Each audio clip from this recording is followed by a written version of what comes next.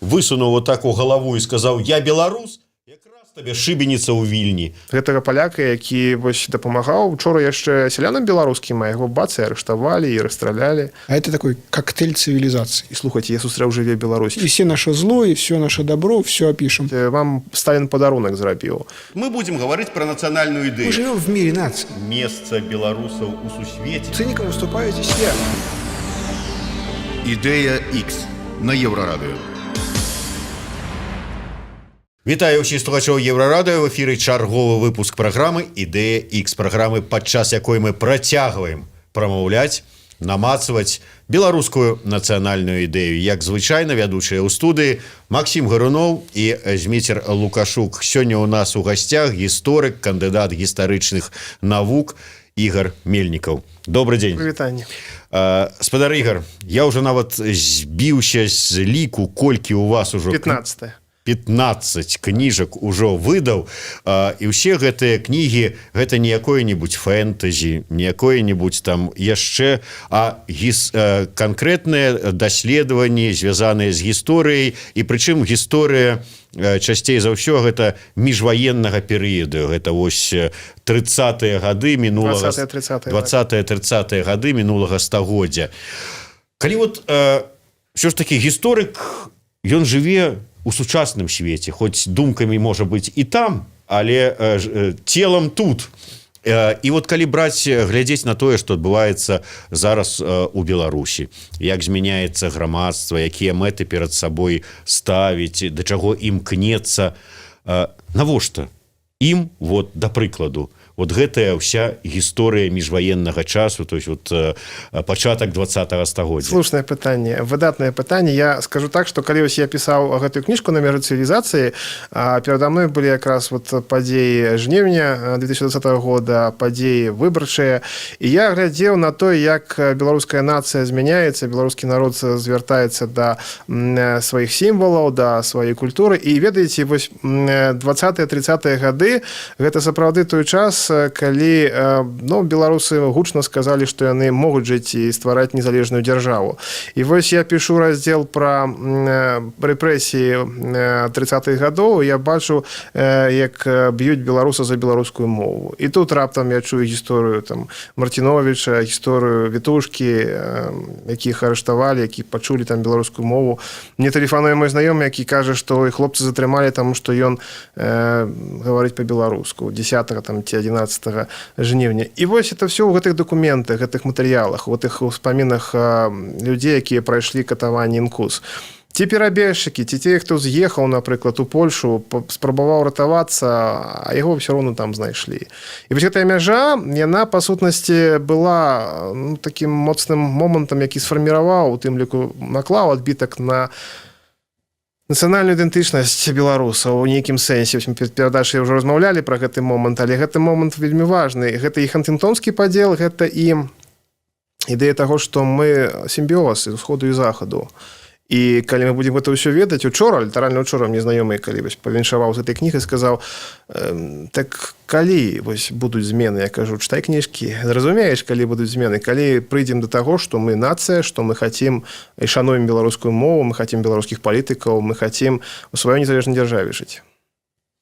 Але калі паглядзець на, ізноў жа такі, гісторыю, там, вам бліжэй ўсё ж такі больш такая сучасная гісторыя. Калі паглядзець на гісторыю, там, прыгадаць Кастуся Каліноўскага, а потым перайсці да 18-х гадоў мінулага стагоддзя, потым прыгадаць там адраджэнскія рухі там, вот, канца 20-го стагоддзя, і неяк і выніку не было. То есть вот змагайся, і можна прыйсці да такой высновы: змагайся, не змагайся, тут вот з гэтымі беларусамі на гэтай зямлі нічога не будзе. Як жа не будзе? Каго курапатах вынішчалі ў ноч паэтаў? Вынішчалі беларускую інтэлігенцыю, яна ж не з'явілася просто так, не ў кустах жа іх знайшлі, гэтых людзей. БНР з'явілася таксама, не просто таму, што там сабраліся беларусы. Случакі ў 20-м годзе паўсталі, у нас стагоддзе ў гэтым годзе. Трэба памятаць гэты момант і распаўсюджваць інфармацыю. Я зараз гляджу, што сітуацыя цяжкая, але ж нельга забыць гэтае стагоддзе. А глядзіце, чым усё заканчвалася. Толькі вот ты высунуў вот так у галаву і сказаў: я беларус, якраз табе шыбеніца ў Вільні. сказаў, што я Беларусь, раз табе ізноўку там задушанае слуцкае паўстанне і гэтак далей. Оно не задушано, бо традыцыі засталіся. Вось у меня ў кнізе ёсць цікавая гісторыя. Хлопец, чырвонаармеец, перайшоў на польскі, не перайшоў, а перадаваў польскай выведцы інфармацыю пра бальшавікоў, пры тым, што ён быў камандзірам савецкага ўмацавання. Я стаў капацца ў гісторыі гэтага чалавека. Аказалася, што яго бацька быў слуцкім паўстанцам, і ён проста банальна ненавідзеў бальшавікоў. Не за златоўкі. Не за златоўкі, а менавіта за ідэю. І ён пісаў, што бальшавізм проста банальна мне... Ну, я разумею, што это такое. Хаця ён служыў, ён стаў афіцэрам, ён там камандаваў гэтым умацаваннем. І вот перадаваў, спрабаваў, прычым вельмі дакладна перадаваў. І я не скажу, што ён здрадзіў Беларусь. Бальшавікоў, да, хутчэй здрадзіў, але ж ці гэта было яго? Я думаю, што ён памятаў хутчэй бацьку, чым камандзіра, ці там гамарніка, который прыязджаў на гэтыя вучэнні. Поэтому я лічу, што насамрэч гэты момант усіх падзей, Каліноўскі і Касцюшка і падзеі 18-го года, гэта моманты, на якіх грунтуецца беларуская нацыя. Тая ж самая мяжа і тыя трагедыі, калі мы расказваем на прэзентацыях, на маіх экскурсіях, людзі стаяць і плачуць і кажуць: ой, у меня ж у бабулі такая ж гісторыя, у меня ж у дзедулі такая гісторыя. Я кажу: так вот, у тым-то і справа, што гісторыя-то наша складаецца з гісторыі вашай бабулі, дзедулі, маёй і гэтак далей. І вось гэтая гісторыя, мае кніжкі, яны грунтуюцца на чалавечай гісторыі. Тым не менш, вы спачатку кажаце, наша нацыя грунтуецца на гэтых гісторыях, але перад гэтым у вас прагучала на самым пачатку, што адбываецца працэс фармавання нацыі. Так нацыя ці ёсць, ці яна фармуецца яшчэ? Правільная заўвага, таму што нацыя заўсёды была, і я не скажу, што она зараз з нуля з'яўляецца. Просто гэтая нацыянальная, на вялікі жаль, весь час сапраўды нішчылася. І апошні этап, гэта такі моцны, про які я пішу, гэта менавіта беларусізацыя. Калі беларуская міліцыя савецкая размаўляла па Беларусі, і потым гэта все вырезалі. Оно было, традыцыі заставаліся, і нават у пасляваенны час яны былі, гэтыя традыцыі. Потым русіфікацыя, потым збіццё за калгасную мову, але яна заставалася. І 90-е гады гэта ўсё паказала, што мы ёсць. І белачорныя веласцягі, якія з'явіліся раптам у жніўні, яны таксама паказваюць, што нацыя была і засталася. Толькі наколькі элемент прыстасаванства ў нашай грамадстве быў распаўсюджаны. Ці людзі проста вырашылі па плыні гэтай, вось падручнікі такія, і ладно, будзем такімі вучыцца падручнікамі. Гісторыя такая, і ладно. А з'едзем у Польшу, у Чэхаславакію, у Чэхію, там, у Славакію і так далей. А раптам прыйшлося вырашаць, што вось тут у Беларусі трэба сваё будаваць. То есть, объясните, правильно я вас понял, что главная причина, почему сейчас Беларусь не выглядит как Литва, и там не как Польша, и не как Финляндия? Потому что в белорусскую культуру, в поведении белорусов, большинства людей, которые живут на этой территории, у них там есть какой-то вот гэп, да, какая-то вот такая проблемная штука. Они вот обыяковые. В смысле, что вот у них как-то вот есть проблема, им трудно друг с другом договориться, и они легко смиряются с тем, что происходит вокруг них. Грубо говоря, вот есть культура как культура, не хуже, чем у литовцев. Но у нее есть небольшой как бы это назвать, вот какой-то проблемный участок коммуникации. Я скажу як гісторык. Я не зусім бы шукаў гэтую праблему менавіта ў культуры, я шукаў бы ў гістарычных падзеях. У палякаў, у фінаў, у тых жа літоўцаў было міжваеннае 20годдзе. А почему его у белорусов не было? А таму, што у нас сусед вялікі савецкі, который взяў геапалітычна і долучыў. Адхапаў палову краіны. У финнов тоже был сосед, причем тот же самый. Адстаялі, і геапалітычна они знаходзіліся трошкі збоку. І ў 40-м годзе ім хапіла сіл, якіх не хапіла, напрыклад, у 39-м годзе палякам.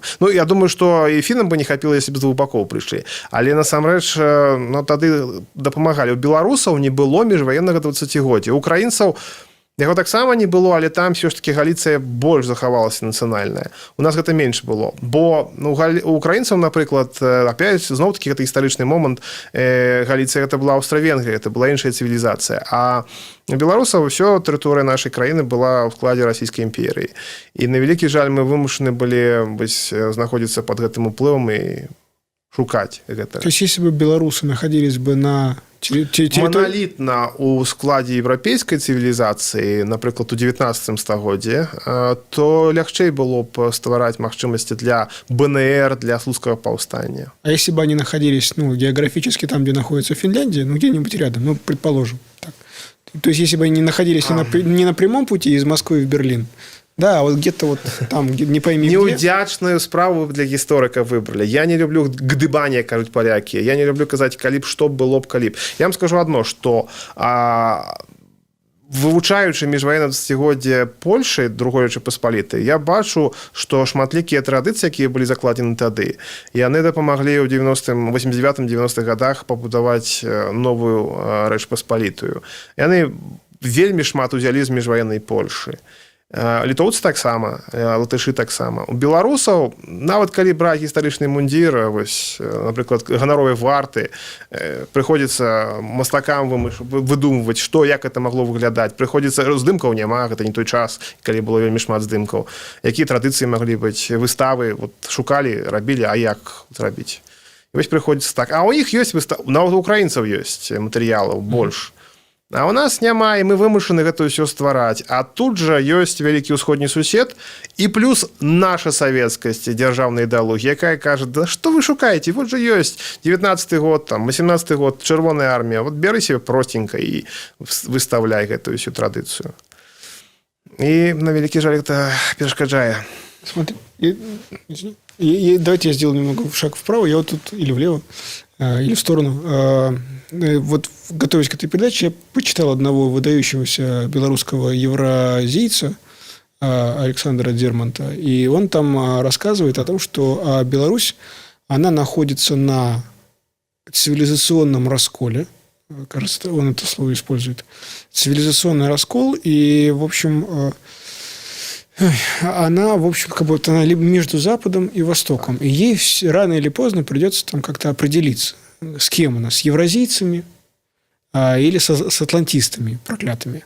Дерман утверждает, что будущее светлой Беларуси – это в Евразии, в объятиях кыргызов, китайцев, казахов, азербайджанцев и русских. Вот. И это, в общем, как бы ее светлое будущее. А вот эта вот поделенность Беларуси как бы вот между Востоком и Западом, мне кажется, она в самом деле есть. Но не кажется ли вам, вот, как вы к ней относитесь, к этому разделению? Оно в самом деле такое критичное для Беларуси? На мяжы цивілізацыі. Да, цытуеш назву кнігі. Назва кнігі. Ведаеце, Дерман зусім не першы. Хантингтон якраз распісваў і казаў пра тое, што вось гэтай мяжа цывілізацыі, яна праходзіла і дзяліла вось гэтыя тэрыторыі, і досыць так такая моцная мяжа гэтая была. І я вам скажу, што, канешне, уплыў таго, што беларусы знаходзіліся вось паміж еўрапейскай цывілізацыяй, я зноў-такі вяртаюся да сваёй кніжкі «Імперыі Сталіна» у міжваенны час, і яна наклала досыць моцны адбітак на існаванне сучаснай Беларусі, таму што калі казаць бытавой мовай, то сапраўды на ўсходзе рэлігія, традыцыі, яны вельмі моцна знішчаліся. А на захадзе был элемент паланізацыі, был элемент дзяржаўнай польскай культуры, але ўсё роўна, так як я казаў, плошча, касцёл, мечеть, сінагога і царква, і вось усе святкуюць разам святы і прыходзяць адзін да аднаго, і гэтыя традыцыі захоўваюць. І пасля вайны, нават пасля другой светнай вайны, калі пра гэтую мяжу забылі, дзякуй Богу, ўсё роўна гэты момант захаду заставаўся. Просты момант, калі, напрыклад, беларуская мова там доўгі час жыла, а на ўсходзе яе ўжо вельмі моцна ці разбавілі страсянкай, ці проста русіфікавалі ў нейкім сэнсе. Калі ў 1939 годзе адбылося аб'яднанне, я лічу, што гэта вызначальны момант у нашай гісторыі, бо без яго б не было Беларусі. але шмат каму гэта адкрыла вочы, калі людзі сказалі, за што ж мы змагаліся, калі вось настаўніка беларускай мовы раптам КУС арыштавала і забрала, калі вось асадніка, які добра працаваў, ён жа беларус, а што ж вы яго забіраеце? І вось яго таксама забіраюць, арыштоўваюць. Гэтага паляка, які вось дапамагаў учора яшчэ сялянам беларускім, а яго бацы арыштавалі і расстралялі. Гэта таксама адкрыла шмат каму вочы на падзеі, на палітыку, ці, напрыклад, беларус, які збег з БССР. Вот это таксама для мяне досыць моцна было, калі я знайшоў гісторыі у 35-м годзе, там, напрыклад, чалавек збег у заходнюю Беларусі, у другую Рэч Паспалітую, схаваўся, пачаў жыць, там сваякі ў яго. І тут у 39-м годзе прыйшлі і па спісах сталі шукаць тых, хто перабег. І вось для мяне гэта было такое вось сапраўды адкрыццё, таму што яны помсцілі. Это жудасна. Яны вышуківалі гэтых людзей і потым яшчэ каралі за тое, што яны нелегальна перайшлі, працавалі з польскай выведкай і гэтак далей, там прыдумвалі гэтак таго. І вось гэты момант традыцыйны гістарычна-культурны, ён сапраўды накладваў адбітак і накладвае адбітак, але ён не такі моцны, як, напрыклад, у нашых суседзяў украінцаў. Там некалькі частак у краіны, можна сказаць. Я не спецыяліст па Украіне, але ж я кажу, што там моцна адрозніваецца, напрыклад, Донбас ад Галіцыі. А ў нас горадня ад Бабруйска адрозніваецца гістарычна, але ж калі прыязджаеш і бачыш архітэктуру царскую, напрыклад, і там аднолькавая. Гісторыя, ну да, вось, они былі савецкімі, і гэтыя былі польскімі. Але ж паразмаўляць і паказаць, расказаць, ну, мы знойдзем шмат агульнага. Толькі што там, можа, больш засталося гістарычных аб'ектаў. То есть можно ли сказать, что Беларусь это не на разломе цивилизационном, да, то есть как бы нет там здесь одно, там другое. А это такой коктейль цивилизации или смешение цивилизации. Я бы сказал, что и это смешение, это и есть вот суть Беларуси. Я бы сказал, что гэта насамрэч в любым выпадку коктейль. Ён быў і да 21-го года, калі з'явілася гэтая мяжа, і ён працягваў быць і далей. Але ж мне здаецца, што разлом, ён усё роўна існаваў. Гэтая мяжа, пра якую я пішу на 400 старонках гэтай кнігі, гэтая мяжа насамрэч накладала адбітак на жыццё шматлікіх народаў, які Беларусь не была маналітнай нацыяй. Это былі палякі, і беларусы, і габрэі, і рускія, якія жылі і ў БССР, і ў заходняй Беларусі. І гэта ўсё роўна прымушала, калі вёска ў цябе падзелена, калі ў цябе могілкі знаходзяцца ў Саветах, а вёска знаходзіцца ў Польшы. Ўсё роўна накладала свой адбітак на жыццё звычайнага чалавека. І вось гэтае жыццё, наколькі моцна яно паўплывала на далейшае жыццё, развіццё беларусаў як нацыі, і вот ўсё ж такі, што, на ваш погляд, стала нагодай, штуршком, што вот нацыя пачала, вот, як вы кажаце, абуджацца там ці сталець? Я думаю, что межвоенный час доказал, перш за все, помылки политиков. Тут мы можем сказать про польских политиков, потому что 1939 год показал, что все-таки белорусы чакали, каб аб'ядноўчым цэнтрам стал Менск, а не Варшава. Хотя, відавочна, калі бы Варшава не зрабіла шмат помылок, то Захад бы развіваўся по-іншаму. З другого боку, тады нацыя аб'ядналася, і мы атрымалі, па-першае, тэрыторыю. Кажуць, асабліва на ўсходзе, кажуць, вам Сталін падарунак зрабіў. І сапраўды я хочу сказаць, што беларусы тады не вырашалі свой лёс. Яго вырашылі немцы і саветы падчас пакта Ріббентропа-Молатава. Разам з тым беларусы змаглі скарыстацца з гэтага падарунку лёсу. Гэта ніякім разам, зразумела, не... Можна сказаць, што да гэтага беларусы імкнуліся, але яны атрымалі гэта. І дзякуй Богу, яны скарысталіся. Разам з тым прыйшлося заплаціць вельмі вялікі кошт. Гэта 4 хвалі дэпартацыі, гэта Другая сусветная вайна, і гэта размен тэрыторыі. Гэта Беласток, гэта Вільня і гэтак далей. А нават з Украінай там мяжу, ведаеце ж гэтую гісторыю, Хрушчоў з Панамарэнка дзялілі, гэта таксама досыць моцны такі момант. Але беларусы не маглі, напрыклад, у 1939 годзе паехаць у Менск, бо была яшчэ гэтая мяжа да 41 года. І в іншых сваіх кніжках я пра гэта расказваю. Вось гэта яшчэ раз падкрэслівае, што бальшавікі не думалі пра аб'яднанне нейкае, пра лёс беларускага народа. Разам з тым, пасля 45 года, стала развиваться нация, стала формироваться нация. А такие объекты, как станция Колосова, вось у меня на вокладцы, где гэтая брама стаяла, но вяртаюся до таго, што гэта была сапраўды такая цывілізацыйная маркер такі цывілізацыйны. Вось яна заканчвалася цывілізацыя, пачыналася імперыя Сталіна. Але і амерыканцам гэта было цікава, і еўрапейцам гэта было цікава, каб паехаць і паглядзець. І ведаеце, амерыканскі часопіс Life, 38 год, вось гэты здымак з вокладкі я адтуль узяў якраз артыкул пра Польшу пачынаўся вось гэтым здымкам. Менавіта з Беларусі, з Коласова. Гэта сведчыць пра шмат чаго.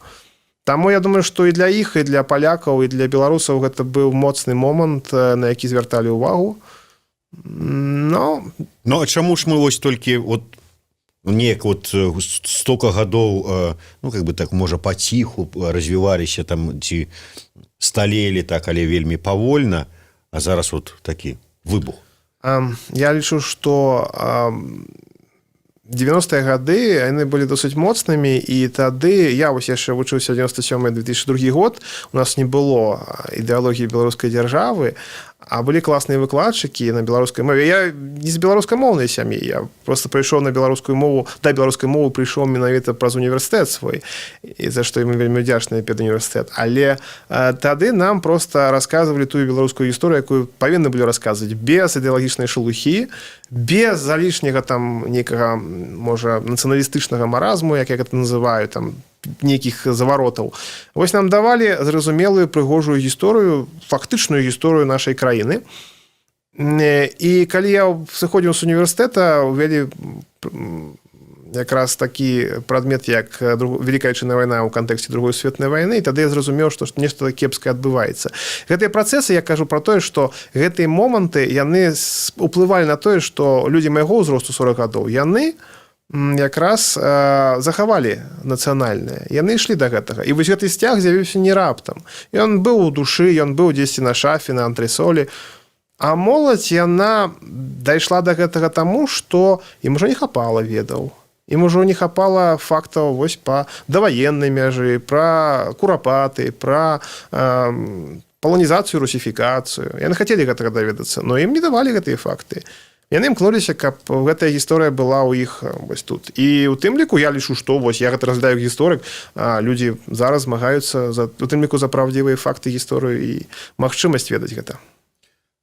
Вы так не прагучала такое слово там міфалогія. Гістарычная, можа быць, міфалогія і якое яно значэнне мае для сталення нацыі. Калі ты нацыянальны міф, так. Да, калі мы там такія героі, а калі у нас там нешта такое там нейкае, ну я не ведаю, там свая там Троя, там ці свая там Прыгажуня, там ці яшчэ што-небудзь. Беларусам гэтага не хапае, і ці не варта было б гэтай перчынкі дадаць? Ведаеце, я лічу, што у беларусаў шмат герояў, вось ахвяры, нават ахвяры сталінскіх рэпрэсій для мяне асабіста гэта героі, таму што яны стваралі вось нацыянальную культуру, нацыянальную літаратуру, і расказаць пра іх праўду. Вось зараз што-небудзь прыгожае. Памятаеце гэтую казку прыгожую пра тое, як з'явіўся бел-чырвона-белы сцяг? Да. З аднаго боку гэта файна, коміксы, князь, які здымае там павязку, гэта класна, але я прыхільнік таго, каб людзі ведалі гістарычныя факты, а не казкі, і жылі не казкамі, а гістарычнымі фактамі. Нам сапраўды ёсць, для мяне нагода для гонару гэта тысячы беларусаў, якія з 39-го года змагаліся супраць нацыстаў. Героі, класныя людзі. Пра іх забылі ў Беларусі, але я, дзякуючы у тым ліку, вяртаю гэтую памяць. І гэта не памяць заходняй Беларусі, гэта памяць усёй Беларусі сённяшняй. І да мяне на прэзентацыі прыходзяць людзі, якія кажуць: супер, дзякуй, з Магілёва, з Бабруйска.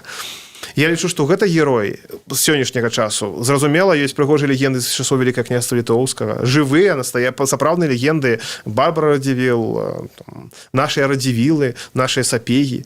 Мы ведаем, і мы павінны іх расказваць, і мы павінны абараніць беларускасць гэтых людзей. Не забіраючы іх, напрыклад, у палякаў, у літоўцаў, але абрунтоўваючы, што тэрыторыя паўночна-ўсходніх ваяводстваў гэта частка беларускай гісторыі. Беларус у войску польскім гэта беларус і беларуская гісторыя. Цікавы, у меня ёсць жартик такі, калі я забіў фільм пра бітву пад Мулавай, патэлефанаваў свайму калегу ў Варшаве, гісторыку, кажу, слухай, ну зрабіў я беларускую бітву пад Мулавай, 39-й год, скрал я у вас бітву. Он сказал, старый, ведаеш, у палякаў столькі такіх бітв, што адну можаш себе забраць. Гэта жарт жартам, але насамрэч, каб беларус зразумеў, што гэта ў тым ліку беларуская частка гісторыі. Гэта не беларусізацыя польскай гісторыі, не літвінізацыя польскай гісторыі, гэта наша гісторыя, пра якую забаранялася казаць і рабіць. Вось гэта, у тым ліку, гэта не міфатворчасць, гэта ў нейкім сэнсе знаходка сваіх, на чым мы павінны грунтавацца. Про беларускасць. Вот мы говорим про нацыянальнае сталенне нацыі, нейкія нацыянал-будаўнічыя праявы, а колькі у тым, што адбываецца ў гэтых праявах, нацыянальнага, можа быць, нават нацыяналістычнага ў добрым сэнсе гэтага слова і беларускага. Зараз я вельмі баяўся перад пачаткам выбарчай кампаніі, што не дай Божа у нас паўтарыцца сцэнар Донбасу і Крыму. Была такая вось, у меня такі страх, жудас, да, у нас тут цяжка, у нас тут людзі такія прыхільныя да таго, і не дай Божа гэта адбудзецца. Я пісаў шмат і кандыдатам прэзідэнты, ну, людзі, звяртайцеся па-беларуску, вы ж можаце, давайте мы будзем рабіць нейкія там выступы і гэтак далей, беларускім акцэнтам. Ну, нехта чуў, нехта не чуў, але не важна. Галоўнае, што нацыя да гэтага імкнулася, таму што я бачыў людзей на вуліцы, я бачыў людзей на прэзентацыях, на сваіх экскурсіях, якія палітыку адштурхоўвалі і вярталіся да беларускага гісторыі, традыцый. І вось зараз я лічу, што праз 2 месяцы пасля гэтых падзей мяне дзякуюць за тое, што кніжка па-беларуску. Мне кажуць, дзякую за тое, што ты паразмаўляў з намі на Фейсбуку па-беларуску ці там па скайпу. Дзякую за тое, што ты на беларускай мове. Дзякую за тое, што вось гэтыя традыцыі ты нам расказваеш. Вот зноў вяртаючы да сваёй кніжкі, вот яна літаральна там учора выйшла, я ее забраў з друкарні за ўласныя грошы, невялікім накладам, але ж мне напісалі, слухай, дзякуй за пазітыў, таму што ты нам беларуская нацыянальная ў такі цяжкі час прынёс. Я лічу, што чалавек, которому цяжка, который там пасля сотняў, который выходзіць кожную нядзелю, там, яму не да гісторыі, а вось да гісторыі, аказваецца, і ён таксама звяртаецца да гэтага. І я думаю, што гэта ў тым ліку сталенне нацыі. Маё перакананне зараз вялікую ролю адыгрываюць не палітыкі, а музыкі, спартоўцы, культуролагі, тэатралы, в сэнсе тэатральныя акцёры. Не тыя тэатралы, да, пра якія казаў міністр унутраных спраў. Так вось, насамрэч, былы. Я скажу, што гэтыя людзі, якія ладзяць лекцыі, канцэрты, я б на баку ўлад ввогуле гэта не чапаў. Гэта на карысць дзяржаве сённяшняй. Хаця сённяшняя дзяржава гэта савецкая дзяржава, але я лічу, што гэты момант на карысць, калі нехта думае пра Беларусь, то гэта на карысць Беларусі. Бо гэта якраз грунт нацыянальны. Бо гэты музыка прыходзіць, спявае па-беларуску, чалавек ніколі не чуў гэтую музыку і раптам яе пачуў. Ён яшчэ месяц таму назад не ведаў гэтага нічога, а сёння пачуў. Ён пачуў гісторыю. Класна, нам в школе такое не кажуць. Послухайте. А как вы думаете, на чем эта волна остановится, как далеко она зайдет? Все ли станут белорусами, или это такая временная мода, и после нее просто произойдет приращение? Вот было, условно говоря, там Зенон Поздняк получил 15%, по-моему, в 1994 году. Вот было 15%, стало 25%. Я вам скажу так, что у верасні, здаецца, я паехаў, у канцы верасня я паехаў у Бабруйск, рабіў экскурсію па крэпасці і сустрэўся са сваім сябрам, якім я не сустракаўся 3 гады. Ён рускі, ён з-пад Масквы, бацькі вайскоўцы, але, ну, зразумела, ўсё жыццё ўжо там прайшло. Я памятаю, мы з дзяцінства з ім сябравалі. Я баяўся, каго я сустрэну. Сустрэну я прыхільніка рускага свету, прыхільніка дзеючай улады, ці раптам «Жыве Беларусь». І слухайце, я сустрэў «Жыве Беларусь». Там Пазняк у клубе быў. Пры тым, што ён пачаў са мной па-беларуску размаўляць. Я 3 гады яго не бачыў. І ён мяне так дзячыў за тое, што я раблю, за працу. Он казаў, ну ты ж вось, тебе столькі справы яшчэ, ты тут павінен Інстытут нацыянальнай памяці Беларусі ствараць, ты тут павінен міністэрствы ствараць і гэтак далей. Нам трэба мяняць, нам трэба толькі беларускі дух, я не хачу Расію, я не хачу ніякім разам. Вот я быў там, я ездзіў, мне там сваякоў да халеры. Нам надо сваё будаваць. Вот на беларускім не, і яшчэ 10 гадоў таму назад я бачу яго негатыў па адносінах да беларускай мовы. Да што там ваша калгасная мова? А сёння ён уже спрабуе за мной размаўляць па-беларуску. Пры тым, што дома грамадзянская вайна, з бацькамі цяжка, бацькі на баку дзеючай улады. А ён не, ён даказвае, што пенсію я тебе плачу, а не дзеючы прэзідэнт. Слушайте, а вот по поводу Института национальной памяти в Беларуси, если такое появится, вот он З'явіцца. будет... вот мне интересно, о чем он будет писать. Чалавек, які 15 кніг выдаў, што табе інстытут не зробіць. Не, смотрите, о чем он будет писать. Вот какая-то вот белорусы там будут описаны все... Как бы белорусы там будут как жертвы. Вот, как вариант. Белорусы там будут как жертвы. Да, там вот поляков, ну, как бы вот всех, кто здесь что-то такое вот устраивал нехорошее. Или там белорусы будут как... победители. Яны нас, а мы ўсё адно. Да. Или вот на чем будет сделан акцент Института национальной памяти? Или там вообще не будет акцента? Я лічу, зноў-такі, вот вы адказалі на гэтае пытанне, таму што я лічу, што гэта аб'ектыўны аналіз беларускай гісторыі. Усіх падзей. І ахвяр, і герояў, і ўсіх падзей. Бо у нас вельмі шмат падзей, якія мы просто нічога не ведаем, про якія варта вычуць. Давайте так. Я вот молодой белорусский историк, прихожу к вам и говорю, что вот в национальной памяти, а вы его глава, и вот предположим, что нужно согласование. Да?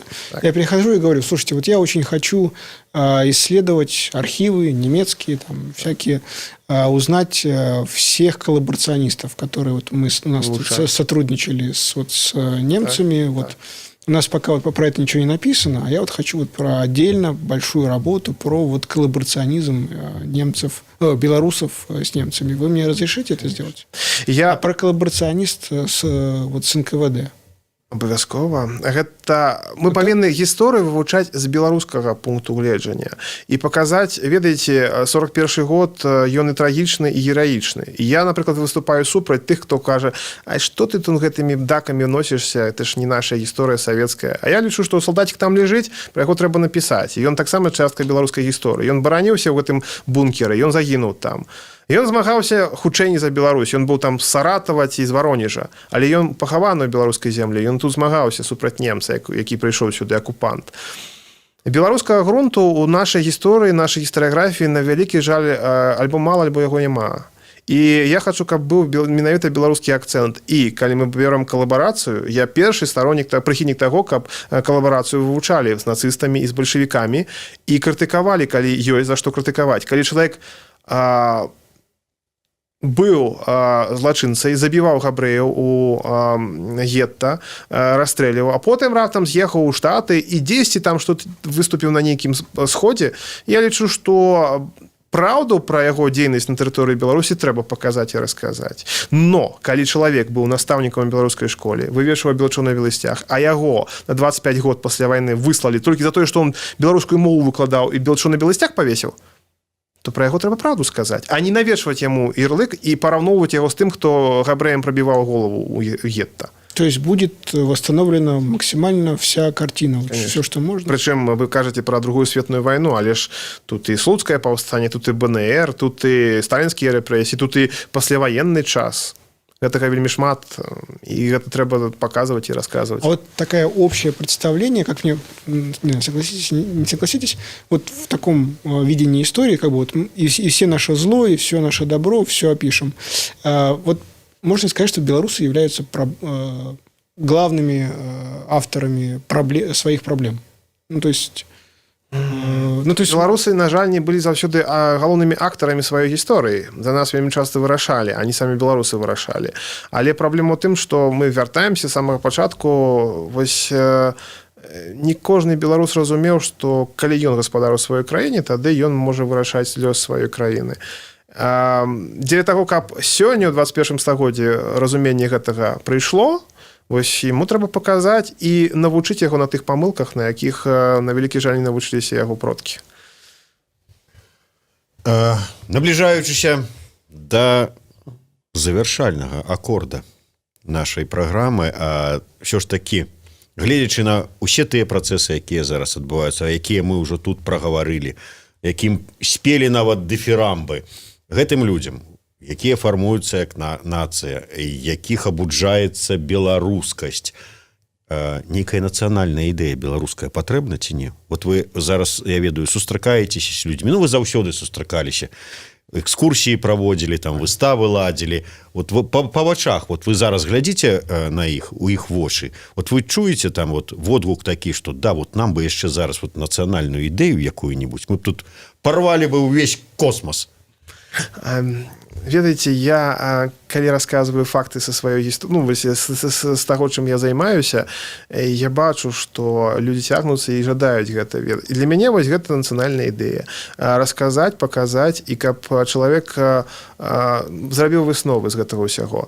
Я бачу, вось я працую апошнія там 10 год, я бачу вялікае жаданне людзей ведаць сваю гісторыю, сваё мінулае і на беларускім грунце без ідэалагічнай шелухі з захаду ці з усходу.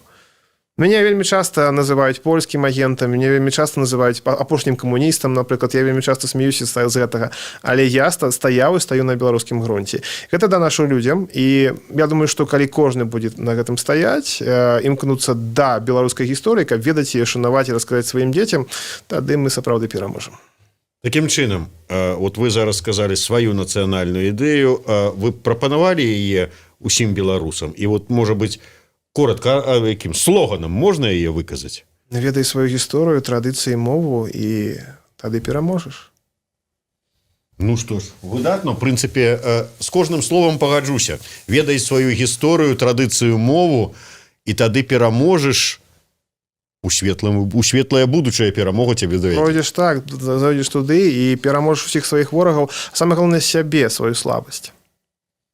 Ну што ж, будзем перамагаць. Дзякуй вялікі. Дзякуй вам. Ігор Мельнікаў ад Еўрарадыё, праграма «Ідэя X» і крамы «Сымбаль-бай», такі падаруначак. Максім Гаруноў, Зміцер Лукашук. Слухайце і глядзіце нас. Ведайце сваю гісторыю, мову і культуру. Тады пераможаце.